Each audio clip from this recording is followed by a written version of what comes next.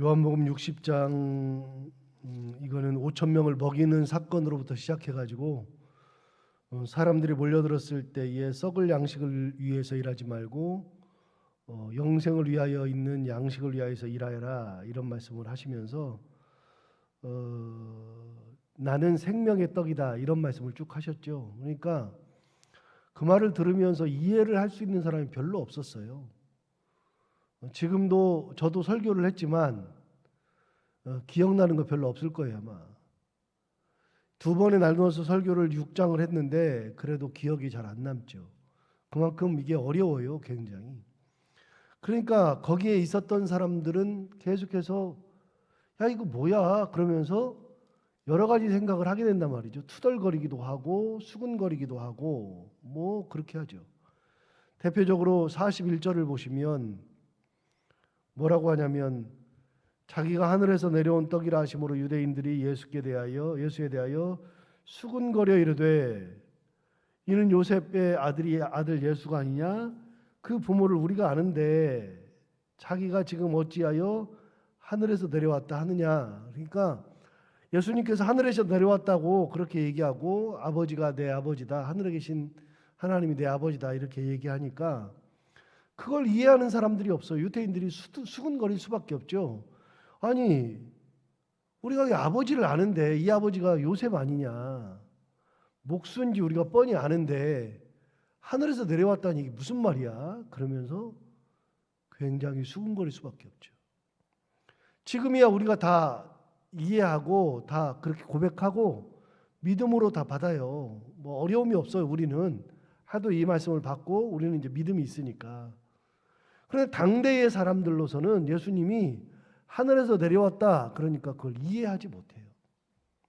그래서 도대체 우리가 그 아버지를 아는데 아버지가 저기 눈이 시퍼렇게 뜨고 살아있는데 아니 하늘에서 내려왔다니 무슨 소리야 이게, 자기 엄마 아버지가 있는데. 그것 때문에 굉장히 수군거렸죠. 52절도 볼까요? 52절 보시면 그러므로 유대인들이 서로 다투어 이르되 이 사람이 어찌 능히 자기 살을 우리에게 주어 먹게 하겠느냐. 두 번째 수군거리는 건 뭐냐면, 예수님께서 나는 살아있는 떡이니 사람이 이 떡을 먹으면 영생하리라 뭐 그러면서 내가 줄 떡은 곧 세상의 생명을 위한 내 살이니라 그렇게 얘기했잖아요. 내가 생명의 떡이고 내가 줄 떡이 있는데 이 떡이 뭐냐? 생명의 떡이 뭐냐? 내 살이다. 그러니까 유대인들은 또 이해가 안 되는 거예요. 이게 무슨 살이에요? 무슨 살을 줘?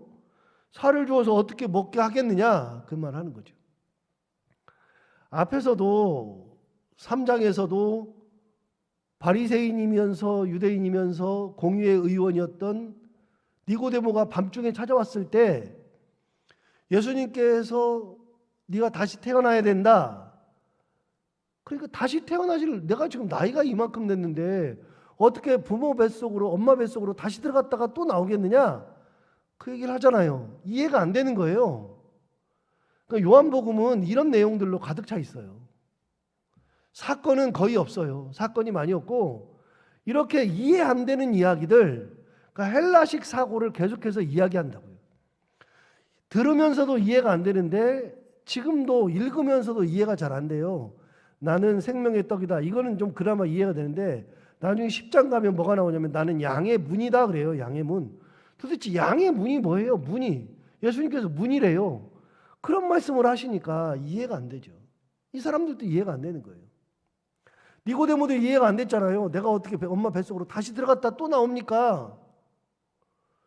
너는 이걸 모르느냐? 그러면서 육으로 난 것은 육이요 영으로 난 것은 영이니, 그러면서 육으로 난 것은 한 번 나면 끝이고 영으로 나는 것은 내가 엄마 뱃속에 들어갔다 나오는 것이 아니라 영으로 나는 것은 물과 성령으로 거듭나야 된다. 물로 다시 태어나고 성령으로서 다시 태어나는 거다. 그러니까 물과 성령으로 거듭나는 것은 영이다. 이렇게 얘기했어요. 그러니까 거듭나야 한다는 것을 구분을 딱 해줬죠. 육체는 거듭나는 게 없어요. 영만 거듭나는데 영은 물과 성령에 의해서. 물 세례, 성령 세례 뭐 이런 거죠. 이해가 안 되는 거예요. 이 사람들도 나는 생명의 양식인데 내 양식을 받아 먹어야 된다. 내 양식은 내 살이다. 유대인들이 이해가 안 되죠. 도대체가 뭔 말을 하는 건지 이해가 안 돼요. 그런데 60절을 보시면 60절에도 제자 중 여럿이 듣고 말하되 이 말씀은 어렵도다. 누가 들을 수 있느냐? 이 말씀이 어렵대요. 누가 들을 수 있느냐? 물어보잖아요. 또 얘기하잖아요. 그러니까 6장에서만 3번의 이런 것들이 나와요. 그런데 41절, 42절은 유대인들이, 그리고 52절도 유대인들이 했는데 60절에서는 누가 그랬어요? 제자들이. 제자들도 이해가 안 되는 거예요. 그래서 제가 뭔 말하는지 보세요. 무슨 말 때문에 이해가 안 되느냐면 54절 보세요.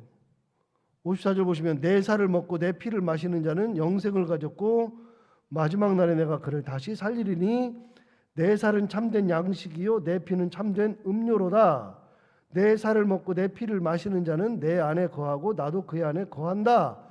그랬어요. 그러니까 살과 피를 먹어야 된대. 아까는 내가 생명의 양식이니까 내가 주는 양식을 받아 먹어야 되는데 그게 뭐라고요? 내 살이다. 그게 51절에 나오거든요. 그런데 이제는 뭐라 그랬냐면 내 살을 먹고 내 피를 마셔야 된다 얘기하죠.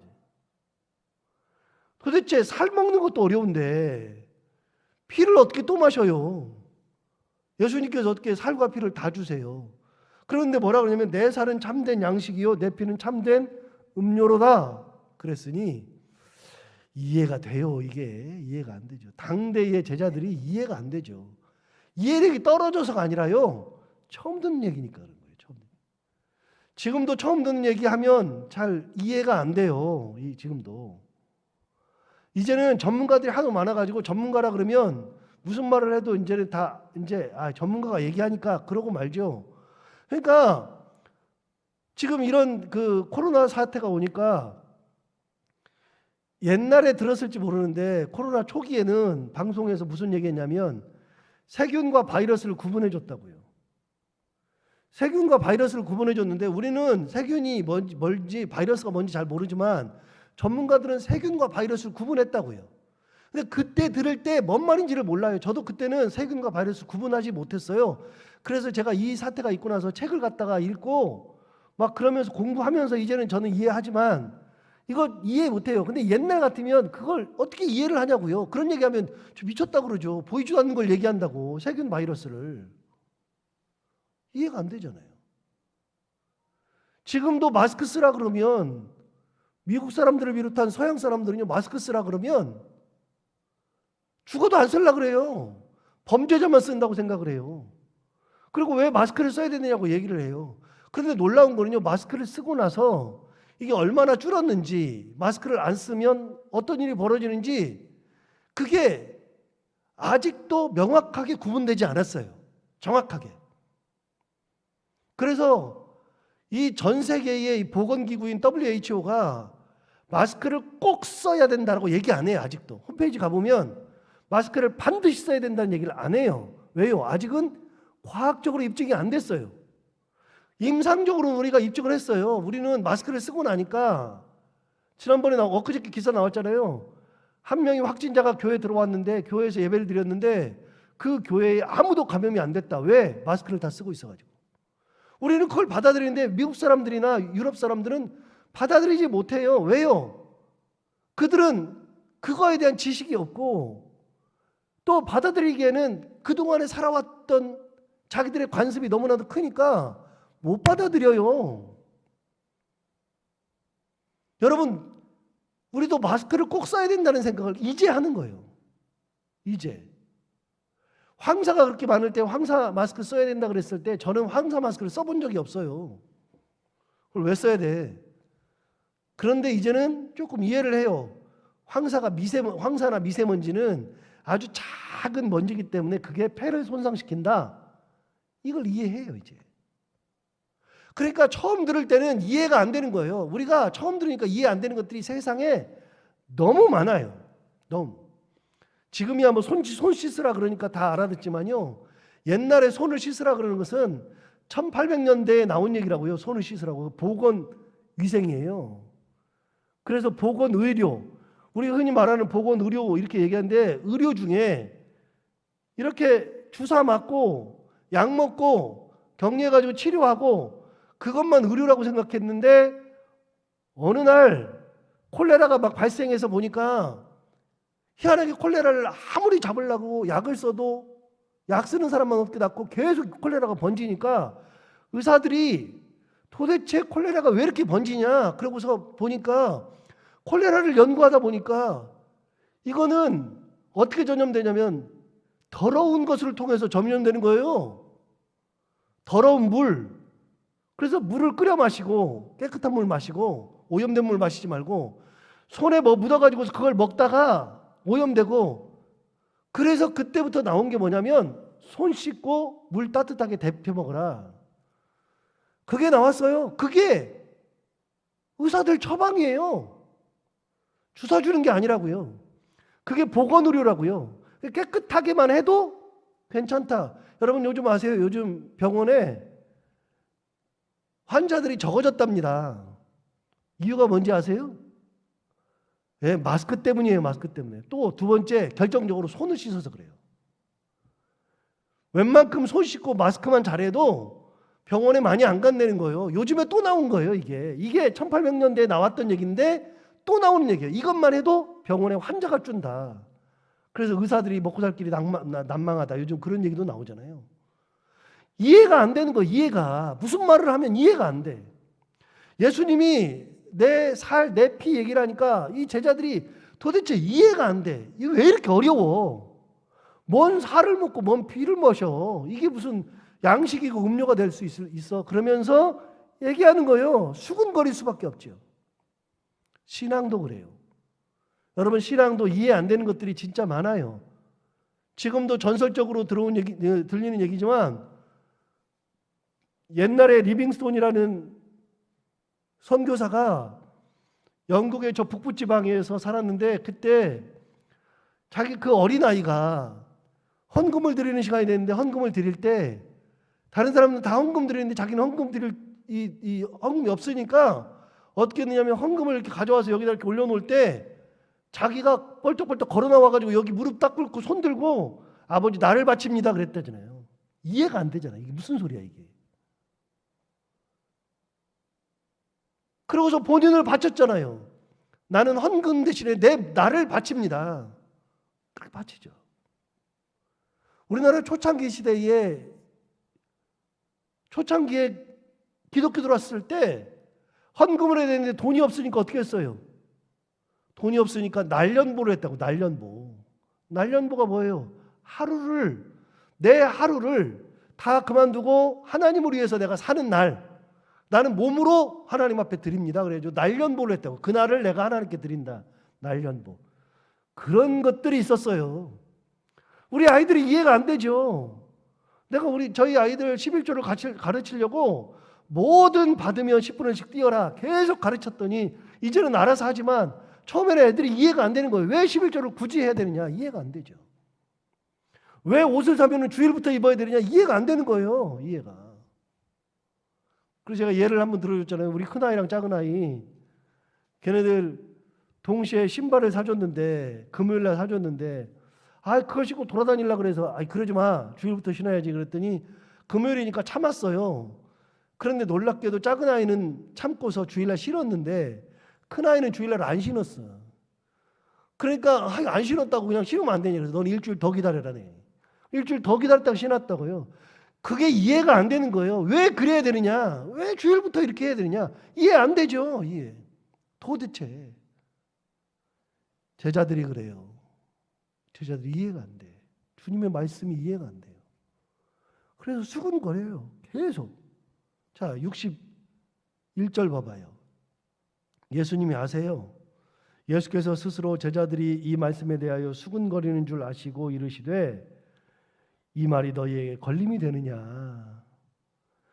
62절 그러면 너희는 인자가 이전에 있던 곳으로 올라가는 것을 본다면 어떻게 하겠느냐. 더 이해가 안 돼. 인자가 이전에 있던 곳으로 올라가는 것을 본다면 어떻게 하겠느냐. 자, 여러분 우리 다 믿죠? 이게 뭔 말인지 다 알죠? 이 사람들은 이해가 안 돼요. 이전에 있던 곳으로 올라간다, 하나님 품으로 올라간다, 다시 하나님에게 간다, 이거를 지금이야 이해하지만, 하나님 나라에 간다는 것을 이해하지만 이들은 이해를 못하죠. 63절, 살리는 것은 영이니 육은 무익하니라. 내가 너희에게 이른 말은 영이요 생명이라. 내가 말하는 것은 영적인 말을 하는 것이다. 살리는 것은 영이니 육은 무익하니라. 사람들이 이해가 안 되는 거죠. 이게 뭔 말이야? 육체는 아무것도 아니라니, 무익하다니. 여러분, 우리 육체가 무익해요? 이렇게 되면 오해하면 안 돼요. 내가 영을 위해서 살고 육을 위해서는 살면 안 된다, 이러면 안 돼요. 그래가지고 내가 뭐 이렇게 돈을 모으면 안 되는 거 아닌가?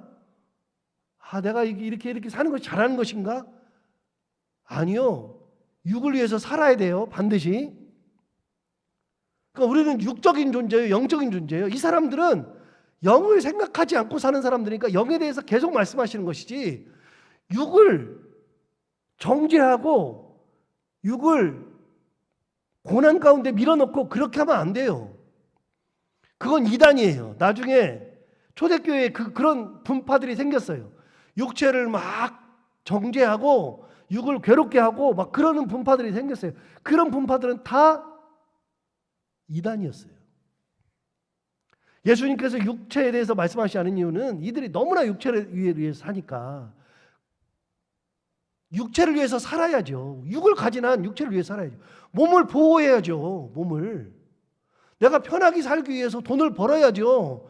돈 벌고 내가 쓰기 위해서도 돈을 벌어야죠. 내가 쓰면 안 되는 거 아닌가? 그런 생각하면 안 되고요. 예수님께서 말씀하시는 것은 영적인 얘기를 하신다고요. 그런데 64절 보시면, 그러나 너희 중에 믿지 아니하는 자들이 있느니라 하시니, 이는 예수께서 믿지 않은 자들이 누구며 자기를 팔 자가 누구인지 처음부터 아심이러라 그랬어요. 그러니까 이런 얘기를 해도 나를 믿는 것 같긴 한데 안 믿는 사람이 있다. 누군가는 안 믿는다. 그래서 팔자가 있다는 것을 예수께서 말씀하셨어요. 그래도 나를 팔자가 너희 중에 있다. 다른 유대인들한테는 이런 얘기 안 하죠. 누구한테만요? 제자니까. 제자 중에 한 명이 파니까. 너희 중에 한 사람이 나를 판다. 그 말씀하시죠. 자, 66절을 볼까요?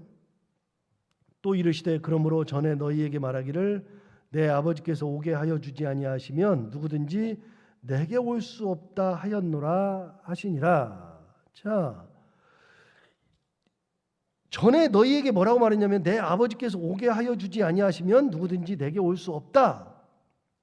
그러니까 너희가 나한테 오는 것도 하나님께서 은혜를 주셔야 오는 거다. 믿음을 주셔야 오는 거다. 여러분, 믿는 거는 내가 믿고 싶어서 믿는 게 아니라 믿음을 주셔야 믿는 거예요. 하나님의 은혜가 있어야 믿는 거예요. 내가 열심히 봉사하고 하나님을 사랑하는 것도 내가 해야지 그런다고 되는 게 아니에요. 일정 부분은 그렇게 하는데 그게 아니에요. 하나님께서 내가 그럴 마음을 성령으로 감동을 시켜야지 내가 헌신하고 내가 사랑하고 하나님께서 내게 믿음을 주셔야 믿음을 갖는 거지, 그냥 내가 믿음을 가질 수가 없어요. 얘기하잖아요. 아버지께서 그렇게 해주셔야만 되는 거다. 66절, 제가 65절 읽었네요. 66절. 그때부터 그의 제자 중에서 많은 사람이 떠나가고 다시 그와 함께 다니지 아니하더라. 그의 제자 중에서 많은 사람이 떠나갔다. 이거는 예수님의 제자 12만 얘기하는 게 아니라 70명 이렇게 얘기해요. 그런 제자 중에서 많이 떠나갔어요. 도대체 뭔 소리 하는 건지도 모르겠고 이게 도대체 뭐야? 그러고서 떠나간 사람들이 많아요. 여러분, 많은 사람들이 예수를 따르면서 보고 싶은 것만 보고 듣고 싶은 것만 듣고 하고 싶은 것만 해요. 내 기준으로 내가 보고 싶은 것만 보고 내가 듣고 싶은 것만 듣고 내가 하고 싶은 것을 해요. 여러분, 신앙이라는 것은 내 기준으로 내가 보고 싶은 걸 보는 게 신앙이 아니라, 신앙은 하나님의 기준으로, 예수의 기준으로 보는 것이 신앙이고, 예수의 기준으로 들어야 되는 것을 듣는 것이 신앙이고, 예수의 기준으로 해야 되는 것을 하는 것이 신앙이지, 내 기준으로 내가 듣고 싶은 것만 듣고 보고 싶은 것만 듣고 하고 싶은 것만 하는 것은 신앙이 아니에요. 자기 생활이지. 자기 생활, 자기 만족이죠.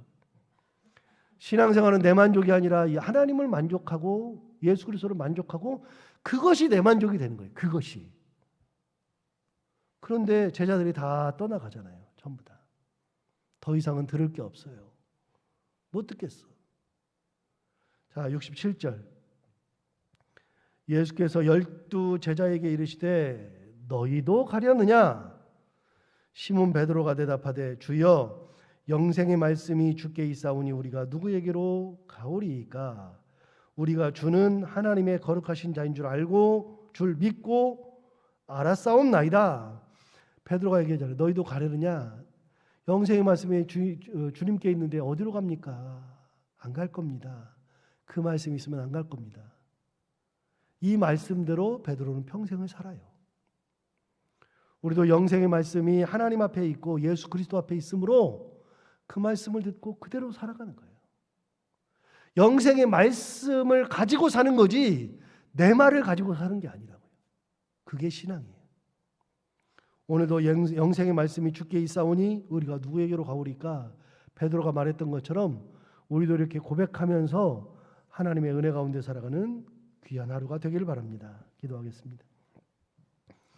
하나님 아버지, 당대의 사람들이 예수 그리스도의 말씀을 이해할 수가 없었습니다. 이제야 이해가 되지만 당시에는 진짜 이해가 되지 않았습니다. 그러니 수군거리고 서로 다투고 제자들마저도 이게 무슨 말인지 어려워서 못 듣겠다 이렇게 이야기할 정도입니다. 그런데 시간이 지나놓고 보니까 이게 어떤 말씀이었는지 이해가 됩니다. 하나님 아버지, 우리가 영생의 말씀이 하나님 앞에 예수 그리스도에게 있고 하나님에게 있으므로 내가 생각하는 것, 내 기준을 가지고서 신앙생활하지 않게 하여 주옵시고 오로지 예수 그리스도의 눈으로 세상을 보고 예수 그리스도의 마음으로 세상을 느끼고 예수 그리스도의 귀로 세상을 들을 수 있으며 주님 앞에 충성하며 살아갈 수 있는 저들이 다 되게 하여 주옵소서. 오늘도 하루를 살아갈 때 이 말씀을 기억하며 마음에 새기며 살게 하여 주옵시고 해야 되는 것들 기쁨으로 잘 감당하고 만나는 분들과 함께 웃고 행복한 하루가 되게 하여 주옵소서. 예수님 이름으로 기도하옵나이다. 아멘.